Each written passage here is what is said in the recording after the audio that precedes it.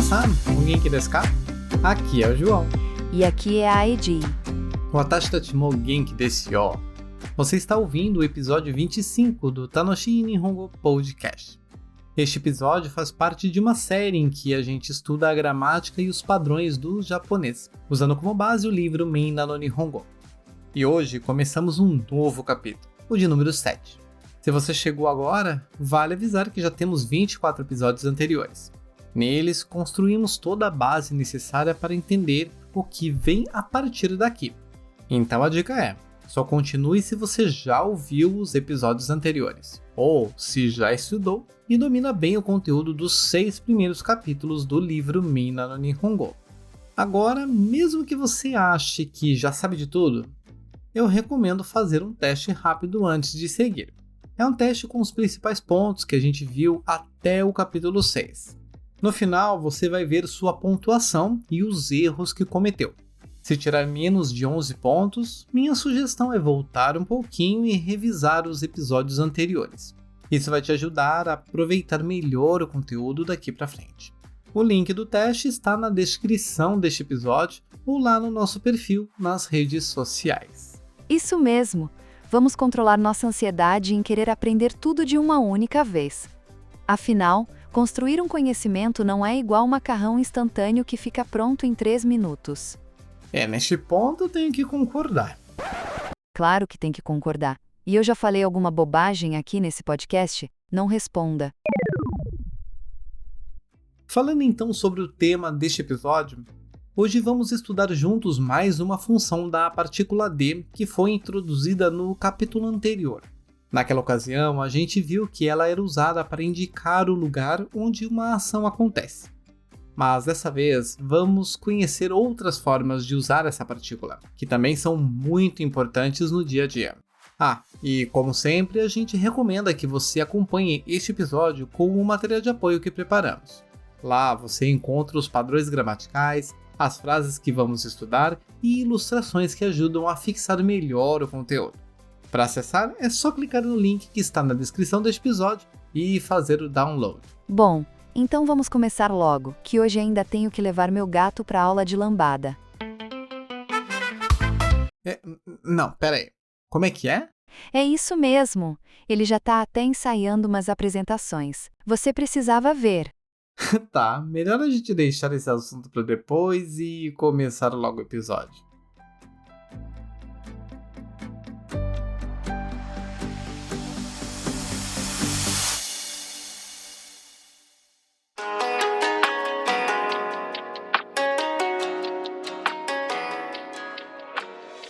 Se você está acompanhando nossos episódios com o livro Minna no Nihongo, vamos começar agora as explicações referentes à página 58. Se não for o seu caso, sem problema. É só acompanhar pelo nosso material de apoio mesmo. Muito bem, vamos então ver a primeira frase do grupo 1. Watashi wa hashi de gohan o tabemasu. Watashi wa hashi de gohan o tabemasu. Analisando essa frase por partes, temos watashi, que é o pronome eu, seguido da partícula wa, com a já conhecida função de indicar que watashi é o nosso assunto. Em seguida, aparece hashide, mas vamos deixar esse pedaço de lado por enquanto. Logo depois vem gohan, que significa arroz, mas aqui estamos falando do arroz branco japonês já cozido. Colado ao gohan, temos a partícula o, que, como vimos no capítulo 6, marca o objeto direto do verbo. Verbo que, nesta oração, é o tabemasu, que se traduz para comer, no tempo presente e futuro. Então, pode ser como, ou então comerei, a depender do contexto. Se a gente juntar essas partes, sem o hashide por enquanto, teremos watashi wa gohan o tabemasu, ou seja, eu como arroz. Assim, vamos voltar ao trecho hashide, que a gente deixou em pausa. Hashi é um substantivo que significa hashi. Isso mesmo, os palitos japoneses que usamos para comer, pois em português não houve uma tradução direta. Ou então, em alguns casos, a gente até chama como os palitinhos japoneses, mas uma palavra exatamente para ela a gente não tem. Pois bem, A partícula D, que já apareceu antes no capítulo 5, indicando o meio de transporte, e no capítulo 6 com a função de indicar o local da ação, agora tem uma nova função. Neste caso, ela é usada para indicar o meio, o método ou a ferramenta com que a ação é realizada. Ou seja, em Watashi wa hashi de gohan o tabemasu, a partícula D mostra que a ação de comer é realizada com o hashi. Ficando a tradução, eu como arroz com hashi. Vamos ver agora a segunda frase de exemplo para afirmar essa explicação. Watashi wa spoon to fork de gohan o tabemasu. Watashi wa spoon to fork de gohan o tabemasu. A estrutura da frase é praticamente a mesma da anterior, ou seja, eu como arroz. Mas o que muda aqui é o método usado. E dessa vez não é apenas um, mas dois. Spoon, que significa colher, e fork, que significa garfo. Estes dois substantivos aparecem ligados pela partícula to, que já vimos em episódios anteriores. Neste caso, ela funciona como o nosso e, ligando os dois itens. Spoon to fork, ou seja, colher e garfo. Com isso, a frase completa, Watashi wa spoon to fork de gohan o tabemasu, pode ser traduzida como eu como arroz com colher e garfo. Essa frase mostra que o método indicado pela partícula D também pode ser composto, ou seja, envolver mais de um instrumento ou ferramenta ao mesmo tempo. A terceira frase segue a mesma estrutura que vimos até agora. Watashi wa knife to fork de gohan o tabemasu. Watashi wa knife to fork de gohan o tabemasu. Mais uma vez temos dois substantivos ligados pela partícula to, seguidos da partícula D, indicando que se trata de um método composto para a ação de comer, com knife significando faca e fork, como vimos há pouco, significando garfo. Ou seja, a forma de comer aqui é usando faca e garfo. Logo, a tradução da frase Watashi wa knife to fork de gohan o tabemasu fica eu como arroz com faca e garfo. E por último, vamos ver uma frase interrogativa, usada quando queremos saber por qual meio a ação é realizada. Para isso, usamos o termo nande, que pode ser traduzido como de que forma ou por qual meio. A frase fica assim: Anata wa nande gohan o tabemasu ka? Anata wa nande gohan o tabemasu ka? Que significa, você come arroz com o quê? Ou, de que forma você come arroz? Mas precisamos ter um cuidado importante. A palavra nande também pode ser usada com um outro significado, ou de por quê, por qual razão. Por isso, se quiser deixar a frase mais clara, focando no sentido de meio ou instrumento, o ideal é usar nanide em vez de nande. Com essa adaptação, a frase então fica: Anata wa nani de gohan o tabemasu ka? Anata wa nani de gohan o tabemasu ka? Ou seja, com o que você come arroz? Essa função da partícula D, que indica o método ou meio, também aparece quando falamos da forma como algo é feito. E é isso que vamos ver no próximo bloco gramatical. Vamos começar com a primeira frase. Watashi wa nihongo de reporto o kakimasu. Watashi wa nihongo de reporto o kakimasu. Analisando as partes da frase, watashi wa, que quer dizer quanto a mim ou simplesmente eu, em seguida nihongo, que significa língua japonesa ou japonês, depois temos reporto, que significa relatório. Essa palavra está em katakana porque vem do inglês report. E por fim, o verbo kakimasu, que significa escrever. Agora vamos entender a construção.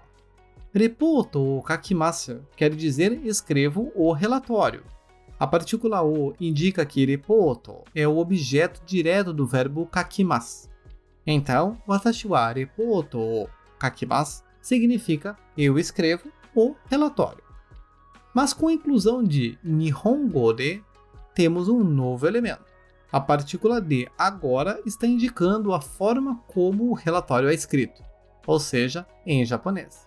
Com isso, a frase completa Watashi wa nihongo de ripoto o kakimasu pode ser traduzida como eu escrevo o relatório em japonês ou eu escreverei o relatório em japonês.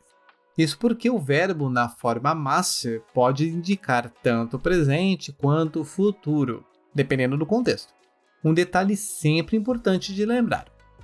Vamos analisar então a segunda frase, só para reforçar essa explicação.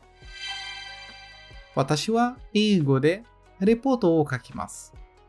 Watashi wa eigo de repoto o kakimasu. A estrutura da frase é basicamente a mesma. Watashi wa, eu ou quanto a mim. Eigo de, aqui, eigo significa o idioma inglês e a partícula de indica que o inglês é a forma ou o método pelo qual a ação vai ser realizada. E por fim, repoto o kakimasu, que quer dizer escrevo o relatório ou escreverei o relatório. Então, juntando tudo, Watashi wa eigo de repoto o kakimasu significa eu escrevo o relatório em inglês, ou ainda, eu escreverei o relatório em inglês. E seguindo a mesma lógica, temos agora a terceira frase de exemplo. Watashi wa chugokugo de repoto o kakimasu. Watashi wa chugokugo de repoto o kakimasu. Neste caso, chugokugo significa língua chinesa. Então a tradução será: eu escrevo o relatório em chinês. Se você entendeu bem essas duas funções da partícula de, tanto para indicar a ferramenta de ação, como o hashi, a colher ou o garfo, quanto o método da ação, como foi no caso do idioma, então podemos seguir para a terceira aplicação. Epa, tem mais? Mas é claro, tem muito mais de onde essas vieram. Mas vamos com calma, um passo de cada vez. Já tô começando a ter dor de cabeça. Não, calma. Segura minha mão e vamos juntos. Com isso, vamos agora para o terceiro bloco com a próxima frase. Arigatou wa eigo de thank you desu. Arigatou wa eigo de thank you desu. Vamos analisar essa frase por partes novamente. Primeiro temos arigatou, que sabemos que significa obrigado. Você vai notar que ela aparece entre aspas japonesas, tanto no livro Minna no Nihongo quanto no nosso material de apoio. Isso indica que estamos falando sobre a palavra arigato em si, como conceito. Por isso ela vem acompanhada da partícula wa marcando o tópico da frase. Em seguida temos eigo de. Aqui, eigo quer dizer inglês, e a partícula de está indicando que é na forma da língua inglesa que a próxima palavra será apresentada. A tradução seria algo como em inglês ou na forma inglesa. A frase então termina com thank you desu, ou seja, apresentando a tradução em inglês e finalizando com a cópula desu. Portanto, a frase completa arigatou wa eigo de thank you desu significa arigatou em inglês é thank you. Ou seja, a partícula de aqui está sendo usada com um sentido muito próximo ao que vimos há pouco, a ideia de forma ou formato, de modo que a palavra arigatou na forma da língua inglesa é thank you. Seguindo a mesma estrutura, temos agora a próxima frase. Arigatou wa Spengo de gracias desu. Arigatou wa Spengo de gracias desu. Aqui, a única mudança em relação à frase anterior está no idioma junto à partícula de. Dessa vez usamos Spengo, que significa espanhol. E ao final temos a versão da palavra arigato em espanhol, que é gracias. O ponto principal aqui é observar mais uma vez o uso da partícula de, que indica que Spengo é a forma ou o meio através do qual a palavra arigato será apresentada. Portanto, a frase arigatou wa Spengo de gracias desu pode ser traduzida como arigato em espanhol é gracias. E agora vamos para a terceira frase de exemplo. Arigatou wa Chugoku go de shenshei desu. Arigatou wa Chugoku go de shenshei desu. Neste caso, a forma como a palavra arigatou será traduzida é através da língua Chugoku-go, ou seja, chinês. E, embora a escrita esteja em kanji, a palavra chinesa se pronuncia shenshei. Portanto, a frase arigatou wa Chugoku-go de shenshei desu se traduz como arigatou em chinês é shenshei. Agora, se quisermos saber como se diz determinada palavra em outro idioma, basta trocar a palavra traduzida por nan, que significa o quê? Fica assim, por exemplo, arigatou wa tai de nan desu ka? Arigatou wa tai de nan desu ka? Tendo como uma tradução literal, arigatou em tailandês, o que é? Mas a forma mais natural de dizer isso em português seria: como se diz arigatou em tailandês? Com isso, podemos observar nessas três formas que o uso da partícula de tem como função, além de indicar o local onde a ação do verbo acontece, como em Watashi wa super de gyunyu o kaimashita, eu comprei o leite no supermercado que vimos no capítulo anterior, também indicar o método ou o meio usado para efetuar a ação, como em hashi de tabemasu, como com o hashi, ou nihongo de reporto o kakimashita, escrevi o relatório em japonês. Bem como podemos usá-la para indicar em qual idioma uma palavra ou uma oração é dita, como em enpitsu wa portugarugo de lápis desu. Enpitsu wa portugarugo de lápis desu. Enpitsu em português é lápis. Agora que você entendeu bem essa nova função da partícula de, é hora de praticar. Se você tem o livro Minna no Nihongo, siga com os exercícios propostos nessa lição. Ou então, veja no final do nosso material de apoio algumas frases extras que deixamos para você treinar. É isso aí! Vai praticar porque ainda não conseguimos colocar conhecimento diretamente no seu cérebro, como quem recheia um pimentão com carne moída. Essa comparação me deu até uma fome, hein?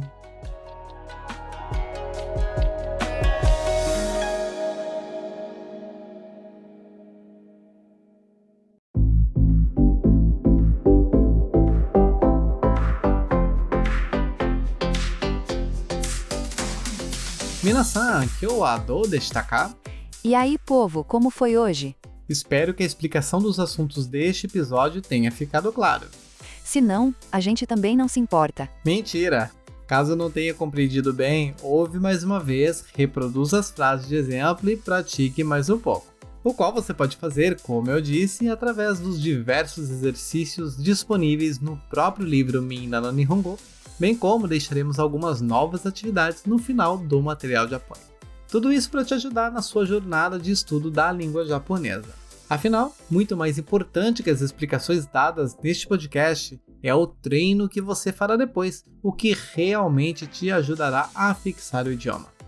Por isso, nankai mo renshū shiyō. Vamos treinar várias vezes. E caso tenha achado interessante este podcast, clique no botão seguir disponível na plataforma de áudio que você está ouvindo e também ative o sininho. Assim, toda vez que lançarmos novos episódios, você receberá uma notificação. Porque já deu para perceber que a qualidade do podcast é excelente. Mas a frequência? Deixa pra lá.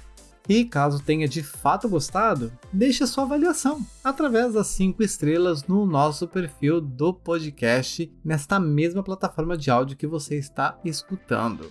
Além de, é claro, compartilhar esse episódio com aquele conhecido que também deseja aprender o Nihongo.